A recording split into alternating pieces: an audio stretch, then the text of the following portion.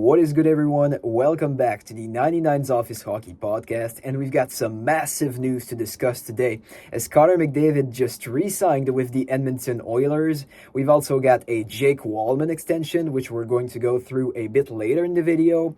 But obviously, for a team that has gone on to back-to-back Stanley Cup finals and has a pretty tight Stanley Cup window, the McDavid deal is game-changing for the team and for the league. So, let's go through the consequences of this contract for the Oilers, the NHL free agency market, and just the competitiveness in the Western Conference. So, let's not wait any longer. Let's get right into the details.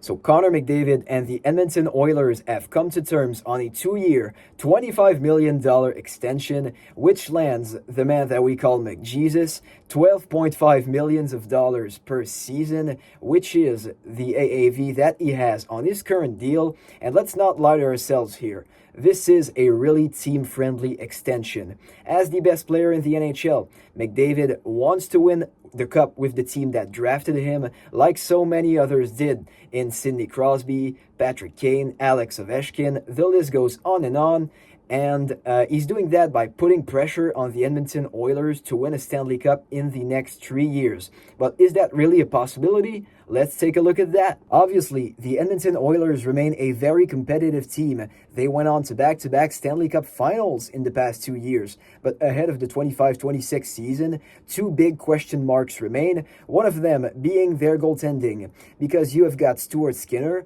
which is the living definition of inconsistency, if that makes sense. Sometimes in the playoffs, he has to get benched because his level of play is just dreadful. But when he comes back, he usually locks in, gets you great numbers, and that especially at the end of series by shutting down the opposition. You've also got Connor Ingram that you took a bet on from the Utah Mammoth. He had a really good season 2 years ago, but he's been through the NHL Player Assistance Program, so it's going to be a really interesting storyline to follow. And although this goalie tandem has a pretty high ceiling, this is just not it. This is far from perfect for a team looking to contend for a Stanley Cup rather soon enough.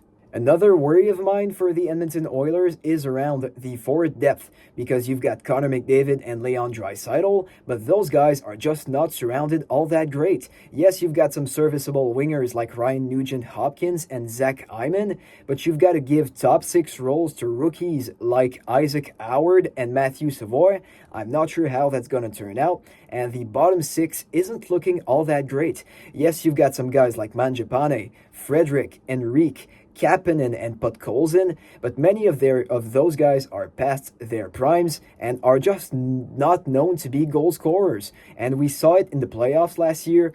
Edmonton was really dry in the Stanley Cup finals in terms of secondary scoring, and in my opinion, if they don't make any adjustments this season, this might be the same story in the later stages of the playoffs. Now, if we take a look at their cap sheet for this season, the Edmonton Oilers are still looking pretty cap tight, so I don't expect them to make any massive moves at the deadline like they did last year with Jake Wallman, and still, I think this version of the team is going to go pretty far. If you haven't looked at the recent episode of the podcast, I had them in the Western Conference Finals, but still, I don't believe they really have got what it takes for the two issues I've previously mentioned in the goaltending and the forward depth. So if the Edmonton Oilers don't win this year, their best shot might be the next 2 following years. Because you've got Leon Draisaitl locked up at $14 million. Now you've got McDavid at 12.5. You've got Bouchard at 10.5. And you've got some upcoming free agent contracts like Adam Henrique and Matthias Ekholm.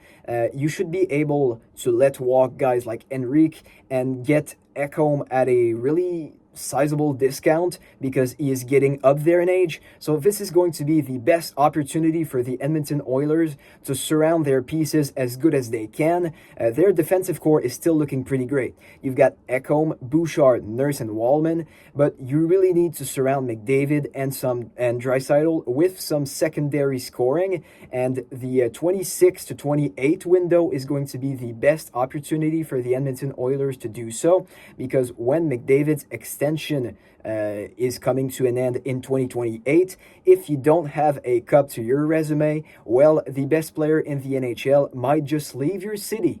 To make things clear, it makes no doubt in my mind that the Edmonton Oilers are going to be all in to win a Stanley Cup in the next 3 years. Obviously, you've got the best player in the world on your roster who accepted to take a really team-friendly deal. He only went for 12.5, while a guy like Kaprizov went for the $17 million deal. This is absolutely crazy, and since he took so big of a discount, well, you've got to surround him with the true secondary scoring pieces for the Oilers to have a true shot at winning the Stanley Cup. Because if you don't, Connor McDavid is going to be 31 at the end of his deal, and if he doesn't have a Stanley Cup to his resume as the best player in the NHL, well, he might start to cup chase and go and hit the free agency market to go play for another team that will just give him another shot. But because let's be honest, the Edmonton Oilers as we speak are really cap tight, and the situation is not going to get better. So their window to win is now, especially because outside of McDavid, their whole core is pretty old. You've got Draisaitl, which is nearing 30, Hyman is over 30, Ekholm as well. Those guys are your main pieces outside of McDavid, Draisaitl, and Bouchard. So yes, you've got to win now if you're Edmonton, and I expect them to be all in the next 3 seasons. So my prediction, will the Edmonton Oilers win a Stanley Cup in the next 3 years? The answer to that question, in my opinion, is no. Because in the Western Conference, you've got extremely competitive with really tight Stanley Cup windows like the Vegas Golden Knights and the Dallas Stars, and those teams are way deeper and have better goaltending than the Oilers. On the eastern side of the bracket, you've got the back-to-back Stanley Cup champions, the Florida Panthers, that remain extremely competitive, and you've got younger, up-and-coming teams like the Carolina Hurricanes and the New Jersey Devils. So I just don't foresee a world where the Edmonton Oilers are able to win the Stanley Cup with the current lack of depth that they have, even though I think they're going to be able to add some pieces. I just don't think it's going to be enough in the next few years, and I think McDavid is going to hit the free agency market in 3 years. Before getting to talk about the impact on the NHL free agency market, I just wanted to have a bit of a word on the Jake Wallman extension. 7 years, $49 million, so $7 million per season. I think this is a perfectly fine deal for a 29-year-old defenseman who played really well in last year's playoffs. This is right about market value, so I don't think this is going to hurt the Oilers really much going forward. This is a perfectly fine deal, honestly. They shouldn't have to worry about it too much. The only guy worrying should be Steve Yzerman, who traded Wallman with a second-round pick for future conditions 2 years ago. He might not like that deal too much as he sees it, but still, I think the Edmonton Oilers made some pretty good money work with Jake Wallman. And since I believe Connor McDavid is going to hit the free agency market in 3 years after the Edmonton Oilers weren't able to bring him a Stanley Cup, well, I've got to make some predictions of what that contract is going to look like. And honestly, it's really hard to predict how the salary cap is going to rise in the next few years.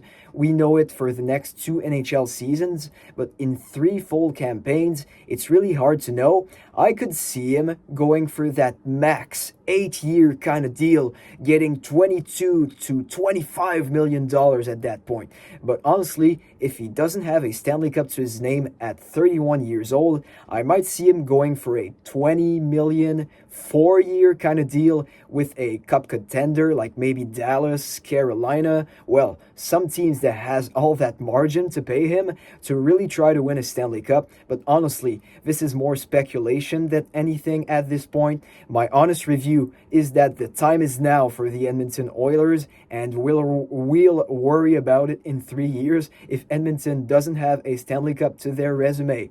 I just wanted to touch on the competitiveness of the Western Conference. Now, this is going to be a bloodbath because you have 3 true Stanley Cup contenders, maybe 4, in the Edmonton Oilers themselves. You've got the Dallas Stars, the Vegas Golden Knights, and the Colorado Avalanche. And in that second tier, you've got really underrated teams in the Winnipeg Jets, the Minnesota Wild, and the St. Louis Blues. So it's going to be really interesting to follow in the next few years.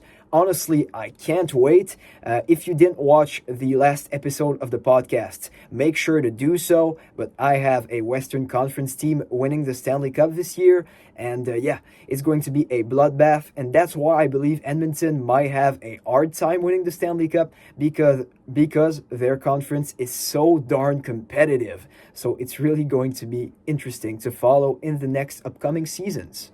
So, thank you guys for tuning in to this reaction video of the 99's Office Hockey Podcast. I was absolutely baffled when this deal got done around noon, but here we are. It's going to be so interesting to follow the adventures of the Edmonton Oilers in the next 3 years. They're by far the team with the most pressure to win the Stanley Cup in the National Hockey League, and it's going to be marvelous to follow in the next few years.